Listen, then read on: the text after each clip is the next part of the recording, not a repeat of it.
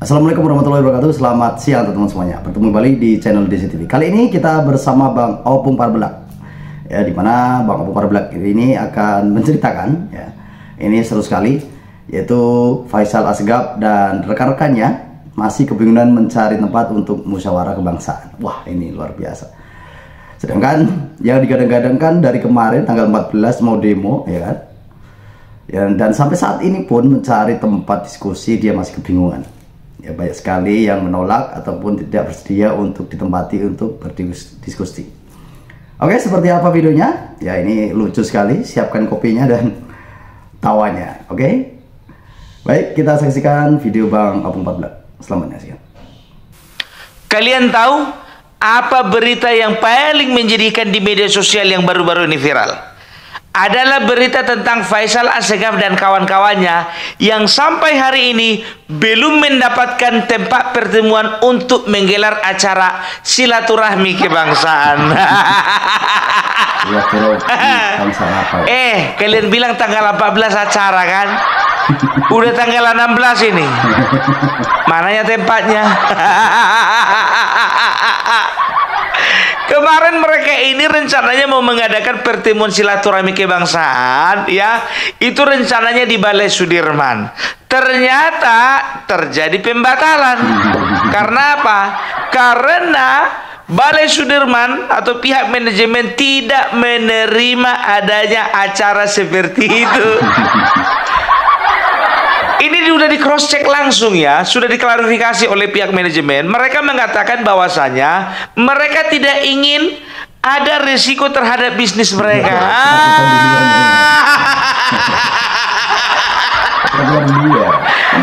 Karena pihak manajemen tahu ini kelompok adalah kelompok sakit hati, kelompok yang memang betul-betul harus dibasmi, yang tidak boleh dipelihara sebetulnya, dan bisa dikatakan kelompok beracun. Bukan cuma racun terhadap bangsa ini, bukan cuma racun terhadap negara ini, mereka juga racun terhadap bisnis, di mana mereka bisa melakukan pertemuan. Iya kan? Jadi ini masuk akal. Karena apa? Karena mereka trauma dengan kejadian di Hotel Kemang kemarin. Mungkin manajemen ya kan ditelepon ya kan sama ownernya. Itu siapa itu yang mau pakai gedung? Lapor bos, yang mau pakai gedung katanya Faisal Asegaf, Said Didu, Refli Harun dan teman-temannya. Coba dicek ulang, memang betulnya itu namanya. Dicek lagi kan? Iya bos, penanggung jawabnya Faisal Asegaf. Udah pasti tuh. Udah bos, sudah sama aku KTP-nya. Katanya kemarin itu kan dia itu memberikan KTP kan sebagai jaminan kan, begitu ya kan? Datang si ownernya tuh. Kalau bisa cancel itu. Tapi bos sudah di booking bos. Ku bilang cancel. Jadi bookingannya gimana itu? Angus atur kembalikan. Berapa rupanya bookingannya? Udah di booking si bos 1 juta. Kasih sama orang itu 3 juta. Yang penting orang itu jangan bikin acara di situ.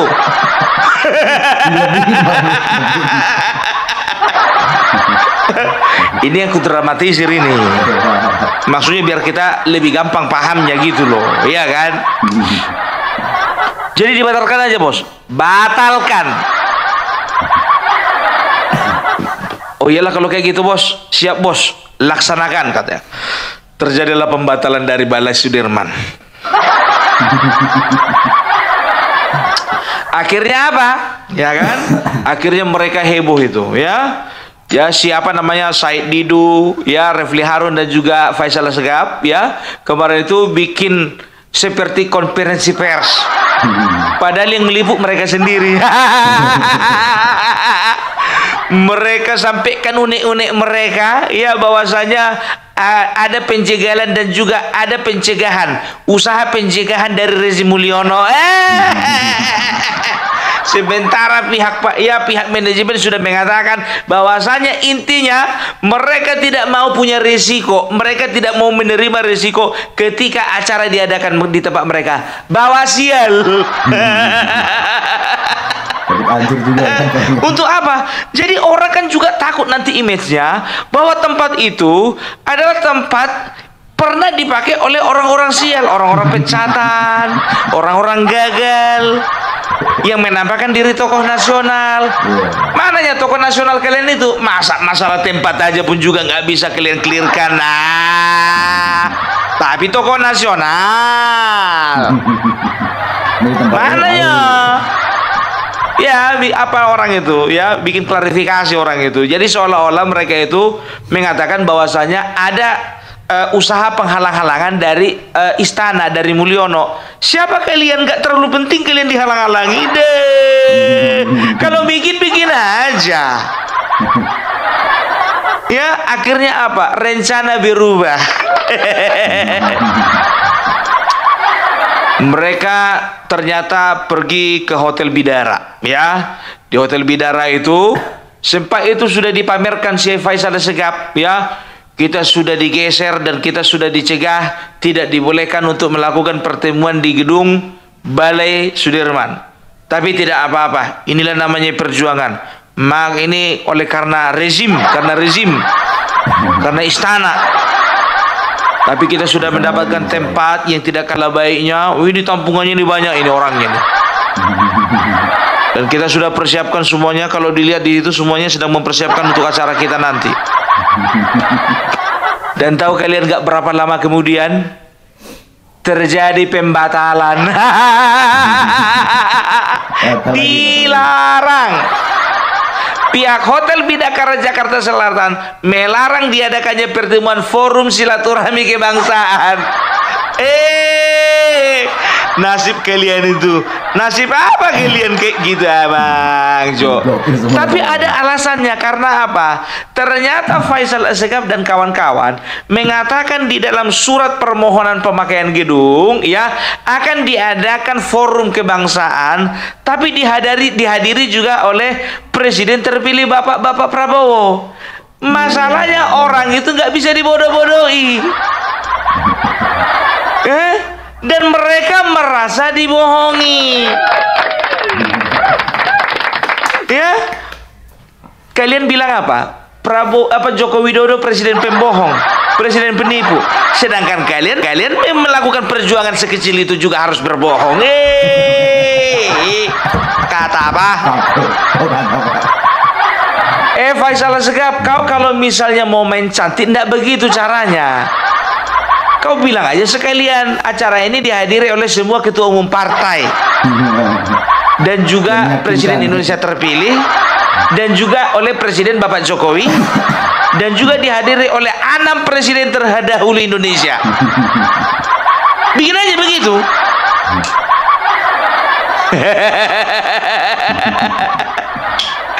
Ya, jadi orang ini bisa dikatakan mereka itu menghalalkan segala cara demi untuk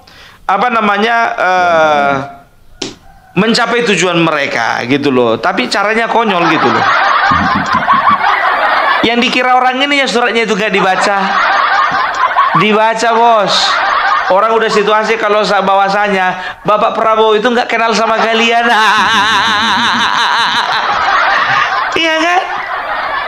Datanglah manajemen, kan begitu. Sahab, kita dramatisir lagi ya kan?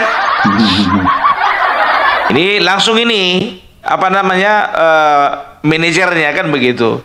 Dapat surat dari pihak marketing kan begitu. Ini dari general manager. Ya kan, dipanggil. Teleponlah ini marketing manager. Kau sini dulu, kau sebentar. Aku ada salah apa, Pak? Sini kau dulu sebentar. Tunggu bentar, Pak. Ada lagi lagi ada tamu. Lebih bagus tamu atau karirmu? Iya Pak. Tunggu, Pak. Bentar, Pak. Masuklah dia kan begitu kan. Ada apa, Pak? Ini apa ini? Ditunjukkanlah surat itu biar tahu kan. Surat, Pak. Tahu aku surat itu, bukan air galon itu. Surat apa? Ini, Pak, surat permohonan untuk pemakaian gedung aula, Pak. Siapa mau pakai? Itu Faisal Assegaf, Pak. Udah kau baca isi suratnya?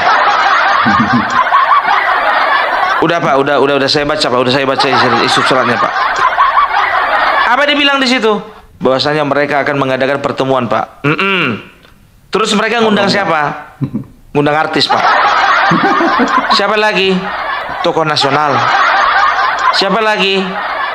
Wartawan dari mereka sendiri Pak. Ada dibilang orang itu mengundang Prabowo? Enggak ada dibilang orang itu Pak. Makanya sekali lagi kalau kau mau nerima tamu, kau baca betul-betul suratnya. Kau tengok dulu itu, Kau tengok dulu itu. Dibacanya ulang. Bersama dengan Bapak Prabowo. Kemarin nggak ada ini Pak tulisannya Pak. Mata kau tuh nggak ada tulisannya. Itu surat yang nyampe sama kau, itu juga surat yang nyampe sama aku. Sekarang aku bilang sama kau, cancel. Aduh Pak, tapi orang itu udah kasih DP ini Pak. Aku nggak peduli, pokoknya cancel. Jadi ini Pak, gimana Pak ini? 1 juta ini Pak, udah di DP orang itu. Pulangkan 3 juta.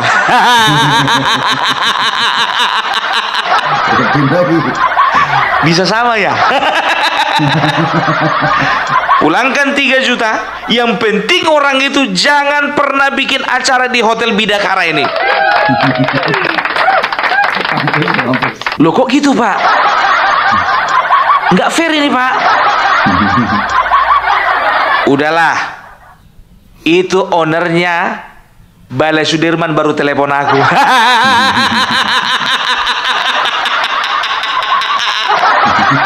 Rupanya ditelepon dia, iya kan? Iya kan? Oh, ditelepon Bapak. Makanya, sedangkan orang itu nolak, kau sok-sok menerima kau. Pokoknya jangan pernah terima orang itu, karena orang itu adalah kumpulan orang-orang bodoh, kumpulan orang-orang perusak bangsa, kumpulan orang-orang sakit hati, kumpulan orang-orang pecatan. Ngerti kau? Iyalah Pak kalau kayak gitu Pak. Iya, langsung telepon sekarang. Ditelepon lah ya kan. Pak Faisal, maaf Pak, sepertinya harus ada pembatalan ini. Datang Faisal Segaf. Kok bisa dibatalkan lagi Bang? Ya pokoknya nggak tahu Pak. Dari owner, dari pimpinan kita Pak, katanya batalkan Pak. Tidak boleh diizinkan Bapak untuk melakukan acara di sini. Alasannya apa? Bawa sial Pak.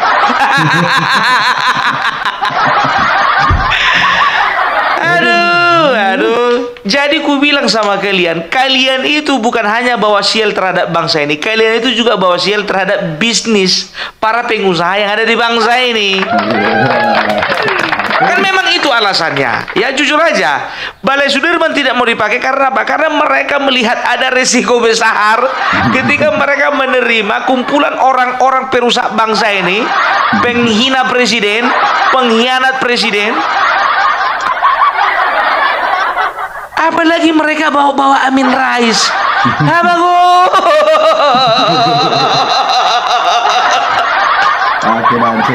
Makin rusak acara. Sedangkan di tempat yang lama Balai Sudirman nggak dibawa si Amin Rais, ditolak. Apalagi dibawa si Amin Rais. Udahlah kalian terimalah. Kalian itu udah nggak dianggap lagi di bangsa ini. Karena apa? Ya sekarang begini. Sedangkan untuk di tempat yang remeh-temeh, contoh misalnya, ada tempat-tempat wisata, ya, yang katakanlah tempat-tempat wisata alam. Dikatakan apa di situ? Sama mungkin juga penunggu tempat wisata itu, ya, atau mungkin ada peringatan tulisan, ya. Dikatakan dilarang berbicara kotor. Bukan tanpa alasan, kadang-kadang kadang-kadang kepercayaan orang, kalau kalian bicara-bicara kotor atau berbuat najis, melakukan hal-hal yang buruk, maka akan ada bala atau sial terjadi terhadap tempat tersebut. Kan begitu, entah ada banjir, ada binatang buas, ya kan, entah ada fasilitas-fasilitas yang bisa tiba-tiba rusak, atau mungkin ada tanah longsor dan segala macam, ya. Jadi mungkin ya semesta di sana, ya, makhluk di sana yang tidak kelihatan kasat mata ngamuk karena apa? Tidak setuju dengan tindakan-tindakan kotor, tindakan-tindakan nista seperti itu. Ini apalagi hotel. Ketika kalian mengucapkan bunuh Jokowi, adili Jokowi, Jokowi pembunuh, Jokowi mengangkangi konstitusi, ya, adili Jokowi, mereka itu keluarga tak berguna, dan mungkin juga kalian juga kadang-kadang keceplosan juga kata-kata kata-kata yang tidak pantas, kan begitu. Dan ku bilang sama kalian, ya, setiap kata-kata seperti itu hujatan, itu membawa aura negatif di tempat di mana kalian melontarkan kata-kata tersebut. Relevan loh, masih ingat loh. Hotel, makanya di beberapa hotel tidak mau membuat kamarnya nomor 13. Liftnya itu pun juga dari lantai 12 itu ke lantai 14 langsung, nggak ada lantai 13. Karena apa? Mereka melihat ada kesialan di angka 13 tersebut. Apalagi ngelihat muka kalian satu-satu. Muka sial, muka sial, muka sial, muka sial, muka sial, muka sial, muka sial, muka sial. Karena apa? Kalian itu membawa aura negatif terhadap bangsa ini. Kalian itu membawa aura pesimistik terhadap bangsa ini. Kalian itu membawa aura kegagalan terhadap bangsa ini. Maka pihak manajemen siapapun juga nggak akan mau menerima kalian. Karena apa? Otak mereka masih waras. Kalian tuh terlalu repot gitu loh. Kenapa rupanya? Ya udah bikin aja di lapangan bola. Bikin speaker besar-besar. Undang massa kalian. Jadi kami tahu berapa banyak massa yang bisa kalian kumpulkan. Nggak usah sok-sokan elegan lah. Nggak usah sok-sokan kalian punya duit lah. Ya, nggak usah. Ya, negara ini nggak perlu orang-orang seperti kalian. Nggak perlu. Ya. Bikin nyemak aja kalian. Kalau bahasa bedanya itu bikin nyemak aja kalian.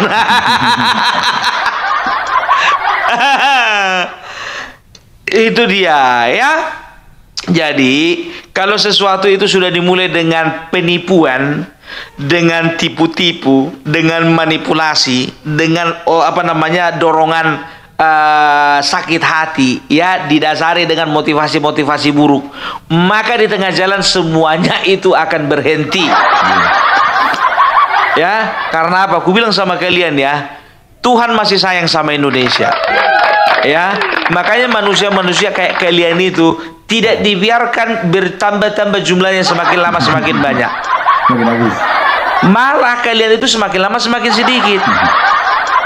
Jadi orang ini tahu kalian, ya, orang ini sebagian besar adalah kelompok yang sama, ya, yang kemarin itu bergabung dengan Bapak Prabowo. Cuman masalahnya waktu 2014-2019 mereka menggunakan isu agama dan hampir berhasil. Tapi sekarang nggak berhasil lagi. Makanya mereka menggunakan isu kebangsaan yang semu. Jadi mereka itu mengatasnamakan kebangsaan. Karena apa? Mengatasnamakan agama udah gak laku lagi. Karena orang-orang yang mengatasnamakan agama, ya, itu kebanyakan kemarin itu kan dari partai PKS, ya, dan juga dari FPI. FPI sementara dilarang. Nah, PKI sudah gabung ke pemerintahan. Ya kan? Jadi figur-figur religius yang mereka harapkan itu nggak dapat lagi. Jadi mereka bikinlah isu-isu kebangsaan. Karena apa? Karena beberapa dari orang mereka mengaku-ngaku ahli tata negara.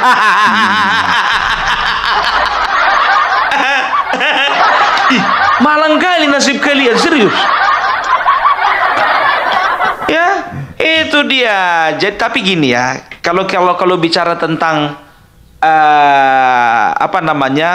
logika dan berbicara tentang fakta di lapangan. Kalau kurasa, ini langkah-langkah mereka ini kan tercium sebetulnya, ya. Intelijen Indonesia atau intelijen kepolisian tidak terlalu bodoh untuk tidak mengendus orang-orang ini, ya.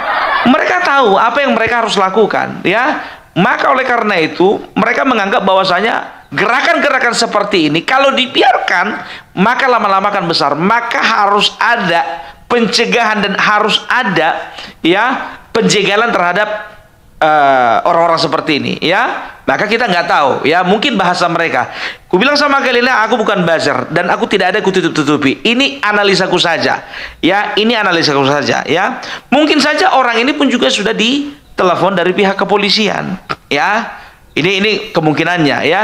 Dan mereka itu sudah diberi peringatan ya, supaya tidak menerima orang-orang tersebut, karena orang-orang tersebut ya sudah masuk daftar list adalah orang-orang yang bermasalah. Itu dia ya, negara harus ambil langkah itu dong ya. Bagaimanapun juga ya, negara harus mengambil langkah untuk menjaga kedaulatan bangsanya.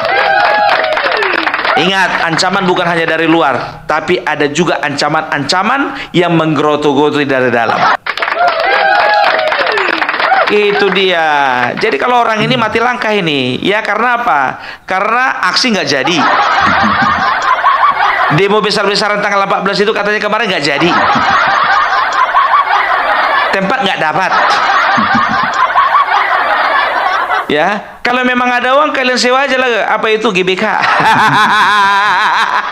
Tapi tetap nggak bisa juga ya. Mau ada uang mau nggak ada uang, mereka nggak akan mungkin bisa dipercaya untuk melakukan hal tersebut. Nggak diizinkan lagi. Ya, jadi ada beberapa hal yang kupastikan. Yang pertama, ya, umur kalian sebentar lagi. Kedua, kenapa aku bilang umur kalian sebentar lagi? Karena Gibran Raka Buming Raka dilantik. Ketiga, kupastikan bahwasanya pemerintahan Bapak Prabowo Gibran tidak pernah akan ada gangguan-gangguan lagi. Kalian nggak tahu Bapak Prabowo itu gimana orangnya? Itu Kopassus itu, Pak. Berani kalian macam-macam, lihatlah. Nggak berlaku sama dia ya. Ada statement kalian mengatakan bahwasanya kami terima presidennya Prabowo, tapi kami tidak terima wakil presidennya Gibran Raka Buming Raka. Gibran Raka Buming Raka digebuk, kalian digebuk. Kalian kira suka dia, kalian kira dia tersanjung dengan perkataan kalian seperti itu.